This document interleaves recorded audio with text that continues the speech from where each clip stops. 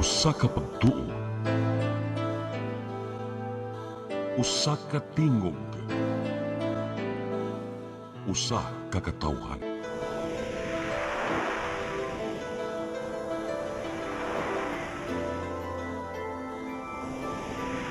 Cebu Catholic Television Network.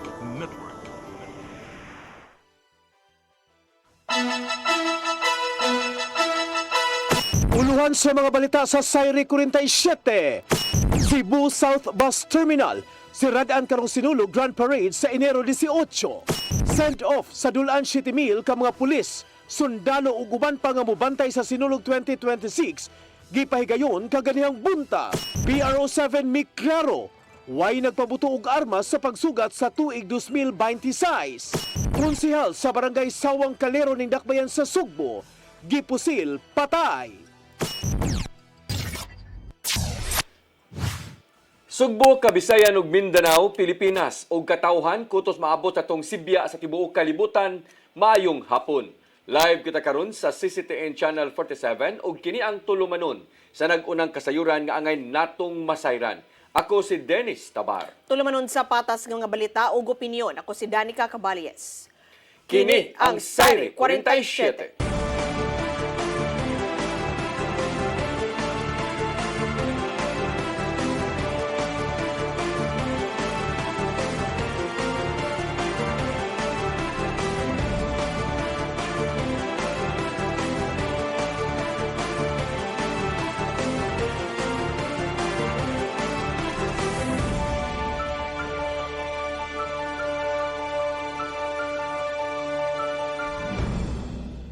Og karon sa kompletong detalye sa atong mga balita, Cebu South Bus Terminal sirad-an una karong sinulog Grand Parade sa Enero 18. Tungod niini ibalhin ng panahon na ang mga bus South Road Properties aron makapadayon kini sa pagbiyahe.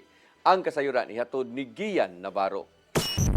Siradan sa kasamtangan ang palibot sa Cebu South Bus Terminal karong Enero 18 ato sa sinulog Grand Parade sa tingong di mabugat ang dagan sa trapiko sa palibot. Kini aron masiguro ang igo nga parking ug access alang sa mga opisyal sa gobyerno, ingon man mga emergency vehicles o ubang sakyanan gitugutan sa syudad aron makabas-bas dool sa venue. Gibutyag ni Konsel Dave Tumulak nga gitugutan sila ni Gobernador Pamela Baricuatro bahin sa mong lakang. Maong nakigalayin sila sa ubang traffic authorities o ubang hingtungdang ahensya aron mahapsay ang mga karsada dool sa Cebu City Sports Complex. The meeting sa Osaka Bus Company unsaon pag pahigayon nga atong mga pasahero dili sila maproblema. Tuod ini ibalhin nga to sa South Road Properties ang operation sa bus terminal gikan sa kadlawon sa Enero 18 hangtod nga mahumana ang Grand Parade. Dunay bus kabukuha with regular fare dadon sila diri sa Plaza Independencia ana ang drop off. Mobot na sa 40 ka mga bus ang i-deploy aron nga maabagan ng commuters o makasakay sa ilang padulngan ning adlaw na sa parada. Hinuon pa dayon ang pagpagigalayin sa syudad ngadto sa Kapitolyo alang sa hapsay nga pagpaygayon sa kapistahan sa Balaang Batang Jesus. Gani na nga og tabang si Mayor Nestor Archival ngadto kang Gobernador Pamela Baricuatro. Si Governor Pam through sa iyang mga lieutenants. And I hope as the sooner muhatag na sila. 10 million. Ipaybausab ni Archival nga makadawat ang mga out-of-town og provincial contingents ning simanaha og 1.5 billion pesos nga subsidy gikan sa city government. Samtang 1 million pesos usab ang madawat ngadto sa mga contingents gikan sa Dakbayan sa Sugbo. Gian Navarro, CCTN News. Dulan City Mill ka mga pulis, sundalo o ubang ahensya sa gobyerno ipakatap sa mga kalihukan sa ika-641st Fiesta Senior o Sinulog Festival sa sunod semana. Kaganihang buntag himo ang send-off ceremony sa Cebu City Sports Center sa pagpangulo sa hepe sa Police Regional Office 7 o mayor sa Dakbayan sa Sugbo. Ang kasiran hatod ni Arnold Bustamante. Mipakita na og ganda ang kapulisan kasundaluhan ng mga ahensya sa gobyerno alang sa paghatag sa hugot nga seguridad sa mga kalihukan sa ika-641st Fiesta Senior ug Sinulog 2026 Festival. Ganun nagbuntaan gaghimo ang send-off ceremony sa Cebu City Sports Center sa kapin 6,500 ka mga uniform personnel gikan sa Philippine National Police, Armado Kusog sa Pilipinas, Philippine Navy, Philippine Air Force, Philippine Coast Guard, Bureau of Fire Protection, Bureau of Jail Management and Penology ug ubang pang-ahinsya sa gobyerno nga moabag sa seguridad. Nangulo sa send-off ceremony ang hepe sa Police Regional Office 7 nga mo'y Task Force Sinulog Commander Police Brigadier General Rodrigo Maranan ug Cebu City Mayor Nestor Archibal. Mato ni Maranan nga ang tanang asset sa PNP ilang galiton sama sa 45 ka mga bag-ong sakyanan gikan sa Campo Crame, 38 ka mga motorsiklo, 1,500 ka mga raincoats, 30 ka mga megaphones, 25 ka mga metal detectors ug 17 ka mga drones. Kinarong pagsiguro nga makabot ang ilang tinguha nga mahimong luwas hapsay ug malinawon ang usa sa labing dako nga kalihukan sa nasod nga mao ang Sinulog 2026. The sending of forces and resources is a traditional way of showing to the public that the government, especially the uniformed personnel, are ready to perform its mandate. Ipasalamatan ni Mayor Archibal ang mga uniform personnel ekip na ang mga force multipliers ug mga departamento sa kagamanan sa sudad sa Sugbo nga miabag aron sa malinawon nga kasaulugan sa Sinulog nga dayuhon sa mga bisita dili lang sa Pilipinas kundi mga langyaw nga mga bisita. Siya nang hinaot nga dili lang malampuso ng Sinulog kundi usa kini ka refleksyon sa laga hiniusang tinguha alang sa pagserbisyo, pagtuo og labaw sa tanan ang gugma alang sa dakbayan sa Sugbo. On behalf of the Cebu City Government and the people of Cebu, we thank you and honor you. Your dedication makes it possible for millions of worshippers celebrate and come home safely. Kadihan gipangutana ang mayor kung irekomendar ba niini ngadto sa kapulisan ang pag-shutdown sa signal sa matag telcos atol sa Sinulog Grand Parade. Maton ni Archibal nga dili niya kinihimuon sanglit ang gitahasan niini mao man ang National Intelligence Coordinating Agency kun NICA. Gibot sa ni Maranan nga wala sila makadawat og seryosong hulga sa seguridad ug wala pa sa muhatag nila og impormasyon ng NICA. Katungod ani, nakasiguro ang general nga wala mahitabong signal shutdown. No, there's no signal jam. Ang gisulti ganina, ang muhatag og direction about signal jam is coming from NACA, the National Intelligence Coordinating Agency. Ningon sila, so far walay threat, so no signal jam. The cutting off of the signal of cell phones is depending upon the threat that we will be receiving, and the threat will be evaluated by the NICA. But the default mode is no cutting off of signal, cell phone signals and internet signals. So far sa threat, wala naman po tayo? As of now, as per report ng NICA, wala tayong natatanggap na serious threat that will affect the activities of Sinulog. But you're not discounting any possibility? Yes, we will not let our guards down. Naka-heightened and full alert nga tayo. Minsan pa man ini, wala mo kumpiyansa ang PRO7 nga mahinungdan nga gipalapdan o gipalambo pa nila ang ilang intelligence monitoring uban sa abag sa ilang counterpart aron pagsiguro nga dili makalusot ang mga nautang elemento sa katilingban. Diin ang tumong mao ang pagsamog sa dako nga kalihukan nga mao ang Sinulog Festival. Gipakita usab niya ang Mobile Command Center din kompleto kini sa mga gamit aron na mamonitor ang tibuok dakbayan sa Sugbo atol sa Sinulog Grand Parade. Arnold Bustamante, CCTV News. Sa pagsugod sa Lubina Mass karong Huwebes alang sa Pista Senior, ang Basilica Minore del Santo Niño mipahinumdum sa mga dibuto nga magtamod sa mga giya alang sa kaluwasan, seguridad ug sakto nga panapot. Lakip na ang pagdili sa mga dagkong bag ug paggamit og mga camping chairs. Ang kadagkuan sa simbahan mipagawas og sunod-sunod nga advisory ni atong Sabado ug nagsubli sa mga lagda sa saktong pagsulob o pamatasan sud sa Basilica. Gihangyo ang mga diboto sa pagsulob og disinti og angay nga panamit isip pagpakita og pagtahod sa kabalaan sa simbahan. Giawhag usab ang mga diboto nga dili magdaog mga dagkong bag sud sa Basilica aron makalikay sa kawat. Syudad sa Mandawi nangandam sa ASEAN Tourism Forum karong uwahing bahin sa buwan. Bisan og walay event kay paygayon sa syudad apan gipasabot nga agian man kini sa paglabang-labang sa mga venue. Ang kasayuran hatod ni Mary Rose Sagarino. Bisan og walay ipahigayon nga kalihukan sa syudad sa Mandawi atol sa ASEAN Tourism Forum karong Enero 28 hangtod 30. Apan aduna gihapoy pagpangandam ang syudad, hilabi na nga mao'y agian sa mga delegado paingon sa venue sa syudad sa Sugbo gikan sa dakbayan sa Lapu-Lapu. Matud ni Attorney Gonzalo Maligon ang City Administrator nga si Mayor Tadeo Junki Uwano ang mipatawag og coordination meeting kauban ang Department of General Services, City Engineering Office ug Department of Public Works and Highways kun DPWH aron mabutangan og suga ang duha ka Mactan-Mandawi Bridge. Giingon nga pipila ka suga ang wala na misiga, hinungdan nga dili kaayo hayag ang taytayan.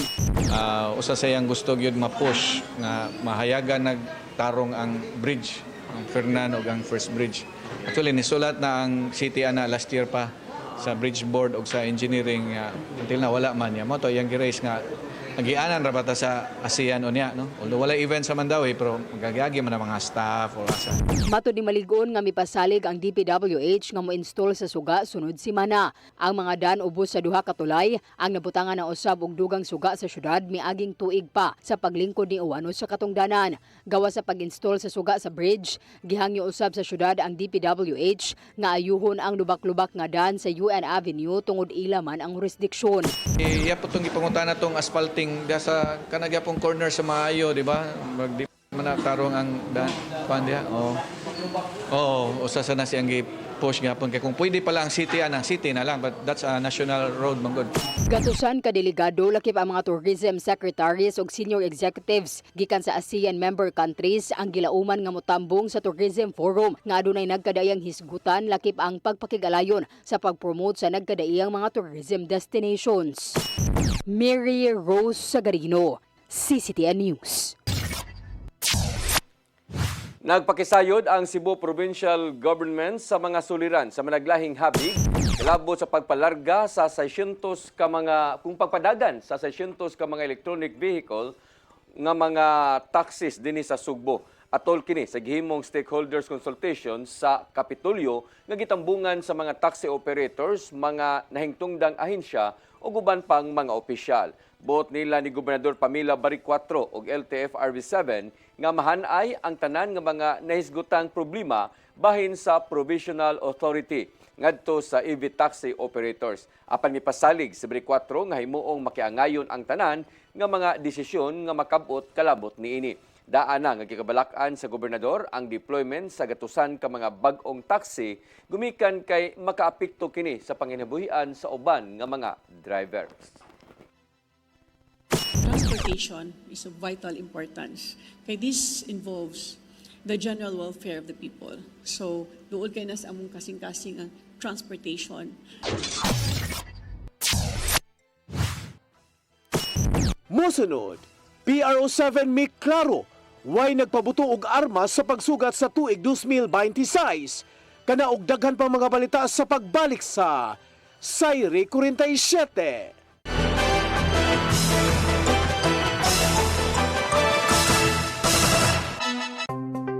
Discover the beauty of the Philippines.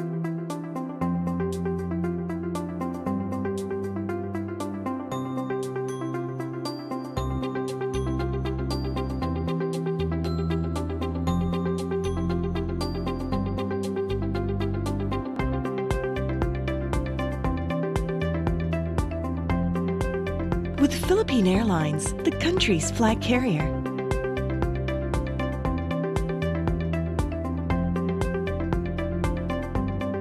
The airline that lets you feel the warmth of the nation.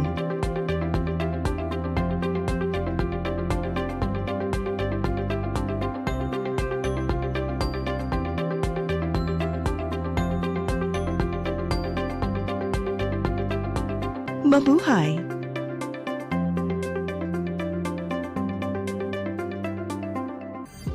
Ito ang programa kung saan magko-collaborate ang ating mga ozone na doctors para ibahagi ang kanilang kaalamang medikal. Pag nasira, syempre, wala nang function.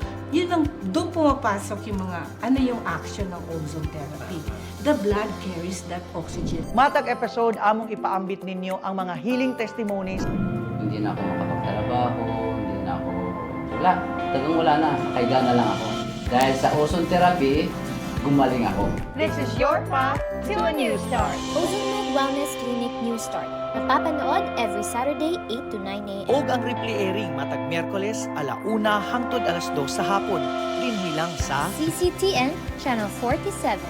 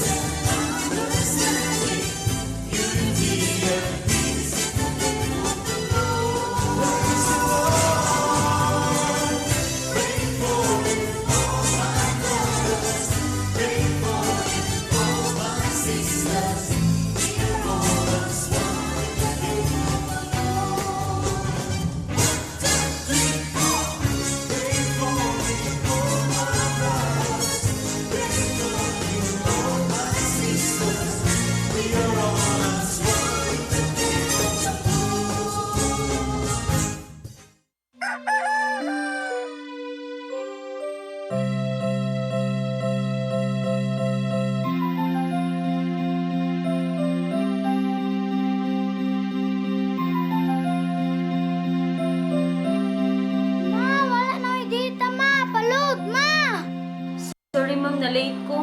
Nangita pa mong gusto para internet sa kong anak, ma'am. Ay, wala na yung problema. Pag-sinisibo!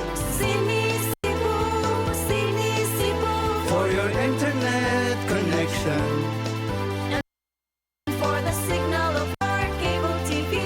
So fast and straight that transmission to your home. Sinisibo! Sinisibo! Sinisibo! Offers you to have fiber optics. For your viewing experience, perfect and clear so fast. So great and affordable for you to enjoy. Sinisibo! Cine Cebu Television Network Incorporated offers fiber to the home broadband internet.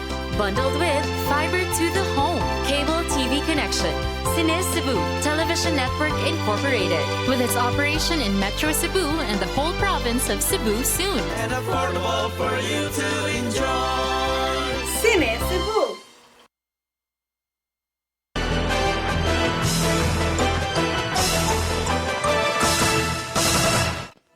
Balik sa ato mga balita, hipi sa Police Regional Office 7 ni pahisiguro nga way naigo sa Strebalit kun ni pasigarbo nga way naigo sa saag nga bala atol sa pagsugat sa bagong tuig nga nagpasabot nga way pulis ug sibilyan nga nagpabuto sa ilang mga armas. Ang kasayuran ihatod ni Arnold Bustamante. Malinawon, hapsay og labaw sa tanan, wala makatala ang Police Regional Office 7 og insidente sa pabuto rekip na ang pagpabuto og armas atol sa pagsugat sa bagong tuig 2026. Hugot nga nagmonitor ang kapulisan sa Central Visayas sa Romasiguro nga luwas ang publiko sila nga pagsaulog sa pagsugat sa bagong tuig.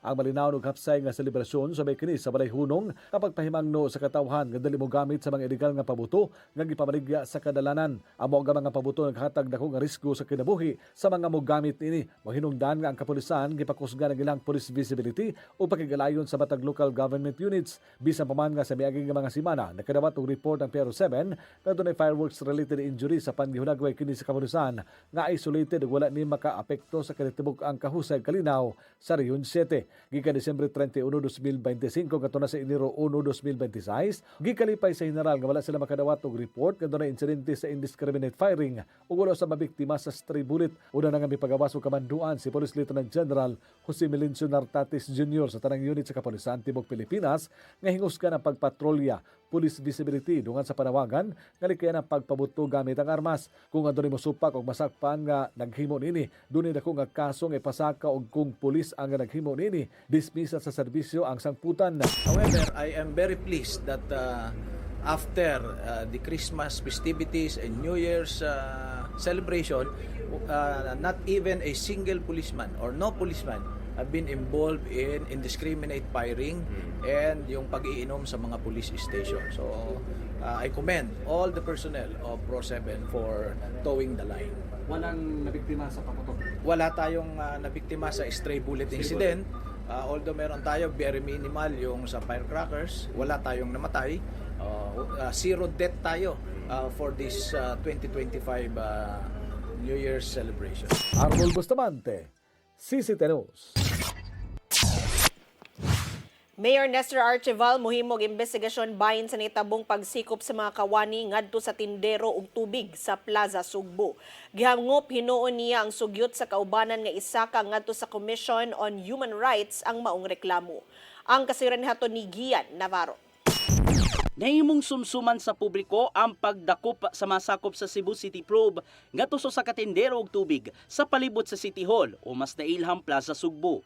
Base sa viral video, nahitabo among insidente niadtong Disyembre 16 diin makita nga nagkainitay ang manindahay o mga personnel sa probe. Gisaysay sa tinderong si Ruel Omaba, nga igo lang siya ni hunong sa Cebu City Hall, human ni suroy sa pier og simbahan aron mamaligya og tubig.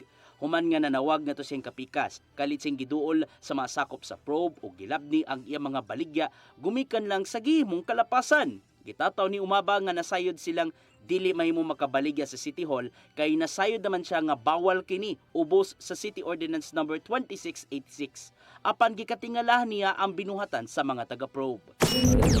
Labni akong kahon sa probe kay wala mo po sa atubanggon.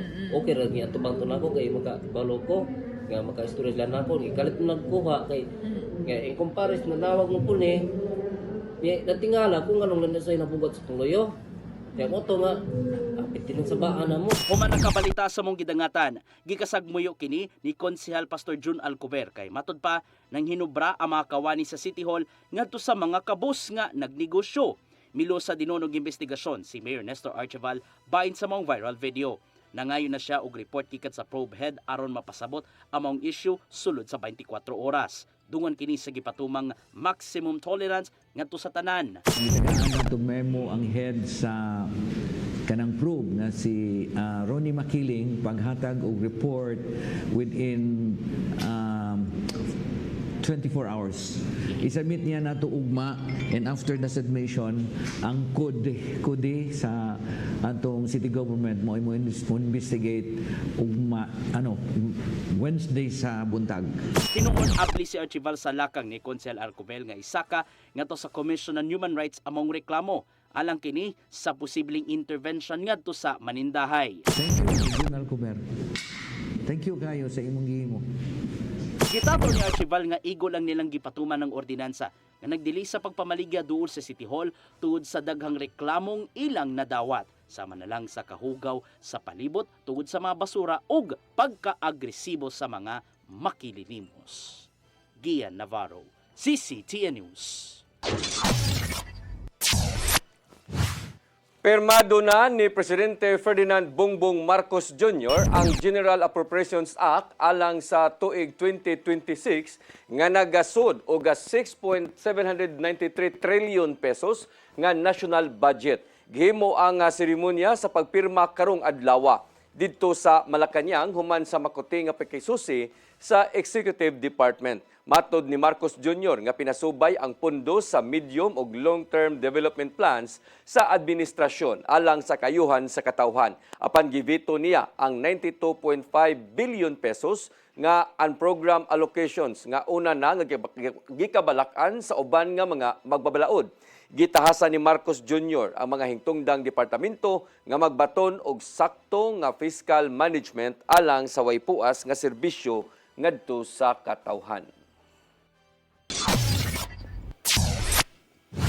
Mga magtutudlo sa pampublikong tunghaan sa nasod gitinguha nga matagan og dugang 10,000 pesos nga usbaw sa ilang suhulan. Pinaagi niini mahatag sa mga magtutudlo ang kalidad nga edukasyon sa mga tinun-an. Ang kasayuran haton ni Randy Gorion. Matuldukan na ang krisis sa suhulan sa mga magtutudlo sa nasod, pinaagi sa angat sweldo para sa Guro Act. Taliwa sa record-breaking nga 1.38 trillion peso budget sa edukasyon ning tuiga, gikonsiderar ni Senate Committee on Basic Education Chair Bam Aquino ang sugyot nga maayong pundasyon sa gitawag og bagong panahon para sa mga edukador. Susama ang pondo sa 4.5% sa gross domestic product sa nasod nga sa unang higayon na angkon sa Pilipinas ang standard sa United Nations. Ubos sa Senate Bill No. 127, makadawat sa 10,000 monthly compensation increase ang mga public school teachers ug ang kwalipikadong non-teaching personnel ug mapatuman kini sud sa tulo ka tuig. Teachers are overworked, underpaid, and significantly lack support. 2 out of 3 teachers report working on over 50 non-teaching tasks and work more than 40 hours a week. Reports have shown that it takes a teacher 15 years to move from teacher 1 to teacher 3, where they earn around 30,000 pesos. And some schools have 500 teachers but only 4 non-teaching personnel. And only 45% of public schools have a designated school principal. Our teachers are overburdened and can't do what they want and what they need to do, which is to teach our children. Kabahin ang angat sweldo para sa Guro Act sa 7-point agenda ni Aquino aron masolusyonan ang krisis sa edukasyon. Nanawagan usab ang senador alang sa transparency ug pagbantay aron masiguro nga madawat ang pundo sa mga magtutudlo. To solve the lack of support for teachers, I filed the Angat Sweldo para sa Guro Act, which seeks to grant 10,000 monthly compensation to all public school teachers and qualified non-teaching personnel over the next 3 years. And we will work closely with DepEd in addressing the lack of administrative support for teachers. Nagtuwang senador nga sa paghatag og prioridad sa mga magtutudlo, malikayan ang burnout sa sektor sa edukasyon ug mahatag ang taas nga kalidad sa edukasyon sa minilyon ka mga tinun-an sa nasod. Randy Gorion, CCTN News. Sara Diskaya o 8 ka mga DPWH officials nga giakusahan tungod sa 96.5 million pesos nga Ghost Flood Control Project ni file og motion to quash sa information. Ni tambong sila sa ilang unang hearing pinagi sa video conference. Ang kasayuran ihatod ni Crystal Joy Filerca. Nitambong pinaagi sa video conference sa ilang unang hearing sa Regional Trial Court Branch 27 sa Lapu-Lapu City ang kontraktor nga si Sara Diskaya, kauban ang presidente sa St. Timothy Construction nga si Maria Roma Angeline Rimando ug 8 ka mga DPWH officials. Kinsa gipang kasuhan tungod sa 96.5 million pesos nga Ghost Flood Control Project sa Davao Occidental. Ang mga legal counsel lang sa mga akusado ang pisikal nga nitambong sa korte. Si Diskaya ug ang 8 ka mga DPWH officials ni file og motion to quash information ngadto ni presiding judge Nelson Leco. Gipasabot ni attorney Joseph Randy Torrigosa ang abogado sa akusado nga si Rodrigo Larete, kinsa usa ka district engineer sa DPWH nga ang hinungdan nga nabalhin ang kaso sa Lapu-Lapu City tungod kini sa Supreme Court Office of the Court Administrator kon OCA Circular No. 328-2025. kung diin ipasa ngadto sa pinakaduol nga anti-graft court sa pinakaduol nga judicial region kung asa napasaka ang kaso og nag-opisina ang mga akusado. Apan sigon pa ni Attorney Torregosa nga ang maong circular dili magamit sa kaso sa iyang kliyente. Ilabi na nga ang iyang kliyente may salary grade 25 nga mo'y pinakadako og sweldo sa mga akusado.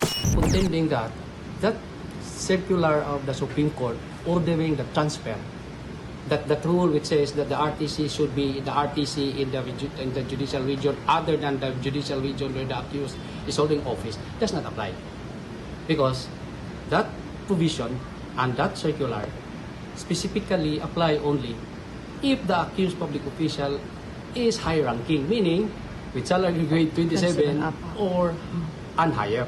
Gusto sa legal counsel sa mga akusado nga ibalik sa RTC Malita, Davao Occidental ang kaso. And this law, RA 10660, especially provides that if the accused official is holding position below salary grade 27, meaning the low-ranking officials, the law that determines jurisdiction is PP 129, which means that depending on the penalty imposable. Apan kaganihang buntag, wa pa mohatag og desisyon si Judge Leiko. Ang arraignment sa mga akusado ipahigayon karong Enero 13. Crystal Joy Felerca, CCTN News. Samtang sa laing balita, gihimakak ni kanhi Mandawi City Mayor Jonas Cortez ang mikatap sa social media nga siya diskwalipikado na nga muhupot o gapampubliko nga katungdanan. Matod ni Cortez nga dili pa kini pinal nga desisyon o gusto lang kini ka ruling sa ka division sa Commission on Elections kun COMELEC nga mahimo pang maapila ngadto sa COMELEC in bank. Matod usab niya nga ang issue nahimo ng moot an academic kay may kalabutan man kini sa eleksyon sa Mayo sa miaging tuig ug nahuman na kini. Gipadayag usab niya ang kabalaka sa giingong tinuyo nga paglinglang ngadto sa publiko sa pagpakatap sa kuwang nga impormasyon.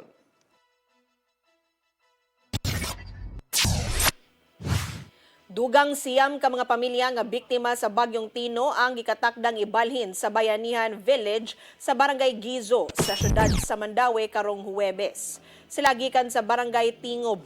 Unang gibalhin ang 16 ka pamilya gikan sa evacuation center sa Barangay Alang-Alang ug umapad niadtong Disyembre 23.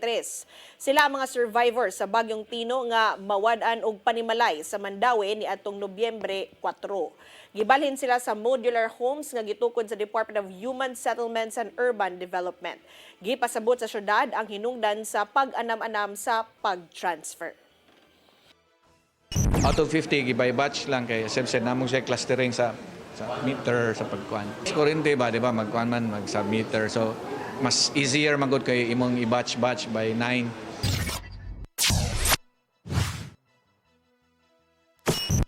Mosunod, konsehal sa Barangay Sawang Kalero Nindakbayan sa Sugbo, gipusil patay. Kanaog daghan pang mga balita sa pagbalik sa Sayri 47.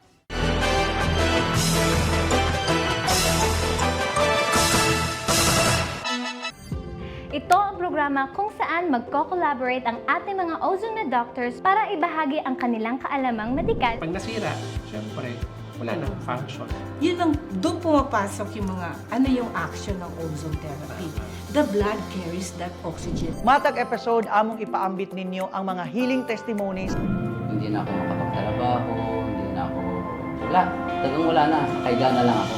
Dahil sa ozone therapy, gumaling ako. This is your path to a new start. Ozomed Wellness Clinic New Start. Napapanood every Saturday 8 to 9 a.m. Og ang replay airing matag Miyerkules 1:00 hangtod 2:00 sa hapon. Dinhilang sa CCTN Channel 47.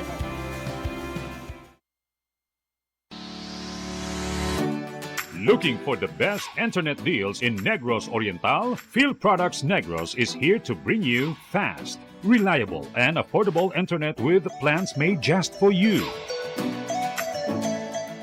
For as low as 899 pesos per month, enjoy speeds of 50 Mbps, perfect for streaming, working, or studying from home. Need more speed?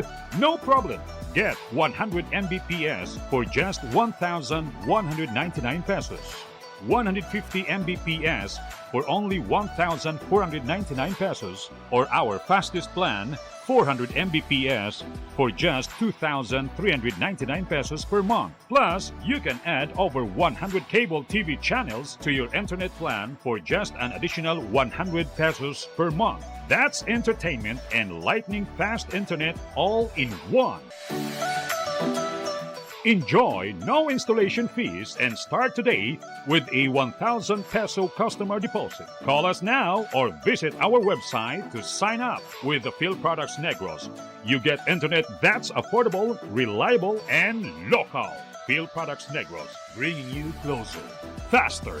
Call us at 0917-631-5240 or visit our website www.philproductsnegros.net or our Facebook page, Phil Products Dumaguete. Subscribe now. I am the God that healeth thee. I am the Lord, your healer. I sent my word and healed your disease. I am the Lord, your healer. I am the God that healeth thee. I am the Lord, your healer. I sent my word and healed your disease. I am the Lord, your healer. I am the God that healeth thee. I am the Lord, your healer. I sent my word and healed your disease. I am the Lord, your healer. I am the God that healeth thee. I am the Lord, your healer. Ang kinabuhi, puno sa hagit. Sugpil na ka, Dri, ha? Ay, pag-inarte! Magdita ka! Puno sa pangutana. Bata pa gani ka kayo? Nagpuyab-uyab na ka? Kinsa man ang muhang masakitin nato din ay karoon ha? Kinsa! Kung sibuti mo'y pasabot, Daddy. Puno sa luha. Pagpili pa, ako nga imong anak o kanay imong mga babae. Kasuko. Yung ano pa? Ano itong ka ni Papa? Apan bisan mangit-ngit pa ang imong kalibutan, aduna pa'y nagpahiping kahayag. Aduna ka pa'y kasumbungan. Mga laman, hanap na. Dear Tatay, Tunog na unlod na. Nganong handungan man. Waylaing pagi aron masabtan nato ang Biblia. Kinanglan nga doon natay relasyon kang Hesus. Hangtod sa layan natong panaguban, daghang salamat. Shalom. Tunog na unlod na.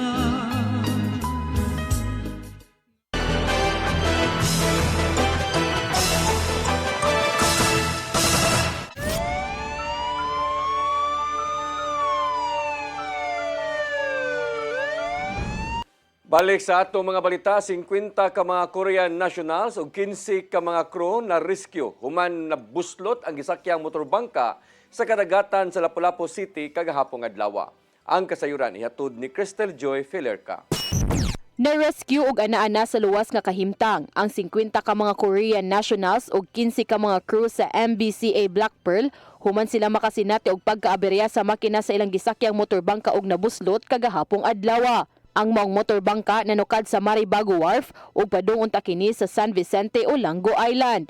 Apan pagka-alas 12:33 sa udto, ang Coast Guard Substation Olango Island nakadawat og report nga nakasinati og engine trouble ang maong motorbangka. Hinungdan nga daling niresponde ang Coast Guard Olango ug Coast Guard Substation Lapu-Lapu pagka-alas 12:40 sa udto. Pagka-alauna 18 sa hapon, gisugdan ang pag-rescue sa mga pasahero gamit ang 5 ka speedboats ug usa ka motorized bangka o gidala sila sa Maribago. Paglabay sa usa ka oras, naluwas na ang tanan pasahero. Base sa investigasyon sa Philippine Coast Guard 7 nga sa dihang nakasinati og engine trouble ang maong motorbangka, gianod kini sa kusog nga hangin ug bawod padung sa mabaw nga bahin ug niresulta sa pagkalungag sa luyo nga bahin sa kasko. Matud ni Jomer Iclarino, ang weather specialist sa Pag-asa Visayas, nga shear line mao'y nakaapekto sa Central Visayas nga mo'y hinungdan sa bati nga panahon. Sa Central Visayas wala tay gale warning, but gahapon naka-record ang gustiness diri sa Mactan Station, that is morning around 43 kilometers per hour. Kanang 43 kph na na-record nato na gustiness, equivalent kini na sa wave height sa gitna sa balod na more than 2.5 meters. Shear line kini ang panagtagpo ng bugnaw na hangin gikan sa amihan ug init na hangin gikan sa easterly. Gani didto usab sa Santa Fe Port, nalangay ang pagbiyahe sa mga barko paingon sa Hagnaya Port sa San Remigio tungod sa kadagko sa bawd. Ang usa ka shipping company ni desisyon na nga mokansela na sa biyahe kagahapong adlaw. Crystal Joy Felerca, CCTN News. Patay ang usa ka konsel sa barangay Sawang Calero, Dakbayan sa Sugbo. Human po sila sa duha ka wala mailhing lalaki sa General Guinness Street, syudad sa Sugbo ni atong Sabado sa kadlawon Enero 3. Gila ang biktima nga si Ramon Diamante, kinsa gawas sa pagkakonsel sa barangay, usa-usab ka negosyante og isda sa Pasil Fish Port. Sumala sa investigasyon sa Sawang Calero Police Station, naglakaw lang ang biktima sa maong dapit nga mo'y iyang naandan buhaton matag adlaw tungod sa iyang negosyo. Dihang kalit kini giduol sa duha ka lalaki nga nagsakay og yelo nga motorsiklo. Usa sa mga investigador sa Sawang Calero Police Station ni Butiag nga negosyo sa isda sa konsehal ang usa sa ilang gisusi nga motibo sa krimen. Pope Leo XIV miauhag sa mga Katoliko nga iampo ang kaluwasan sa taga Venezuela o panalipdan pa ang ilang soberanya taliwa kini sa pagkondenar sa mga leader sa kalibutan kalabot sa gihimo nga pagdakop ni US President Donald Trump sa leader didto sa mga nasod. Ang kasayuran ihatod ni Gian Navarro. Atol sa sinima ng Sunday Angelus sa St. Peter's Square sa Vatican City, may paambit sa kasubo si Pope Leo XIV sinimong gidangatan sa nasod nga Venezuela. Human nga gisugat ang bagong tuig, nisangpot na sa kagubot ang pagrumbo nilang US President Donald Trump uban ang ilang puwersang militar ngadto sa Venezuela nga resulta sa ilang pagkasikop sa presidenteng si Nicolas Maduro ug iyang kapikas. Gikabalak-an sa Santo Papa ang gihimo nilang Trump og military forces nga gihimong issue karon sa soberanya. Ilabi na nga gidudahan sa ubang lider sa kanasuran ang pagpalabi ni Trump na unya sa kaabunda sa lana gikan sa Venezuela. May pasalig ginon si Pope Leo XIV nga maapil siyang pag-ampo ang kaayuhan alang sa maong nasod og giawhag niya ang publiko nga ilakip sa pag-ampo ang ilang mga residente aron panalipdan pa ang ilang soberanya. Kinahanglan usab nga mapatunhay ang hustisya ug mas mapatigbabaw pa ang rule of law. Apil si Pope Leo XIV sa mga leader sa kalibutan nga mipadayag sa kasub-anan ngadto sa Venezuela uban ang mga kadagkuan sa European Union ug United Nations. Matud sa tigpamaba sa UN nga si Stephanie Dujarric nga wala gitaho ni Trump ang international laws, apil na ang pagbalhog ni Venezuelan President Maduro sa New York. Gumikan lang sa gingong pagkalambigit sa ginadiling drugas, buta nga iya kining gihimakak. Human sa ilang operasyon, gibutag ni Trump nga dumalaon una sa Amerika ang maong nasod alang sa transition dungan sa pagpahimos sa lana sa maong nasod. Gihimo gatan usab sa European Union pinagi sa top diplomat nilang si Kaha Kahalias gitahuron gyud sa kanunay ang katungod sa mga residente sa Venezuela o giuyunan kini sa 26 ka mga member nations dinhi. Tungod nini, gipaalerto na sa Department of Foreign Affairs sa Pilipinas ang 74 ka mga Pilipino nga nakabase karon sa Venezuela gumikan sa posibleng dugang kagubot pa nga motumaw. Mao mi pagawas og travel and safety advisory ang embahada sa Pilipinas sa mong nasod aron sila andam mo abag ngadto sa mga Pinoy kuno galing mubakwit man gikan sa Venezuela o di ba ka mupasilong hangtod nga mukalma na ang kahimtang. Gian Navarro, CCTN News. Mao kadtong naglangkob sa atong mga balita sa Sayre 47, ako si Dennis Tabar. Ako si Danica Caballes, sangtod ugma sa inyong paboritong tulumanon. Sayre 47.